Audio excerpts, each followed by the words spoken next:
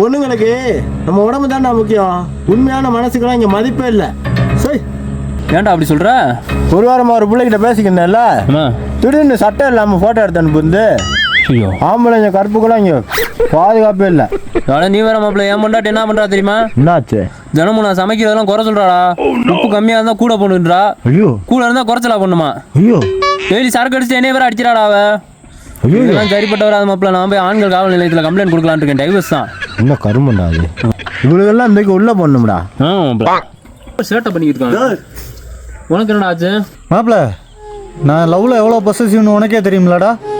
என் ஆளோட Insta password, Facebook password, mobile password எல்லாமே நான் வாங்கி வச்சுருக்கேன்டா. அது போக நீ எந்த பசங்க கூடயும் பேசக்கூடாதுன்னு சத்தியவாரம் வாங்கி வச்சுருக்கேன்டா. ஆனால் அவள் என்னைய சந்தேகப்பட்டு இன்ஸ்டா பாஸ்வேர்டு கேட்குறாடா. நான் அந்த பிள்ளை மேலே பொசசிவாக இருக்கேன். ஆனால் அந்த பிள்ளை என்னை சந்தேகப்படுத்தல. அந்த இடத்துலயே லவ் உடஞ்சி போச்சு. ஏன்னா அந்த பிள்ளைலாம் இப்படி இருக்காரு.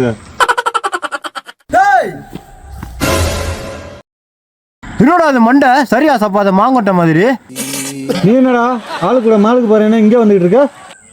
ஆண்களுக்கு ஆடை சுதந்திரம் இல்லடா மாப்பிள. என் ஆளு கூட மாலுக்கு போனேன்டா. இந்த தொட ஆபாசம் என்னை வெளியேற்றி விட்டாயடா. அங்கே வர எல்லா பிள்ளைகளும் இப்படி தான் ட்ரெஸ் போட்டுருந்துச்சுக்க. அதுக்கு வெல்கம் மேடம் வெல்கம் மேடம் உள்ள அனுப்பி விட்றாயடா. என்ன மட்டும் வெளியேற்றி விட்டாயடா.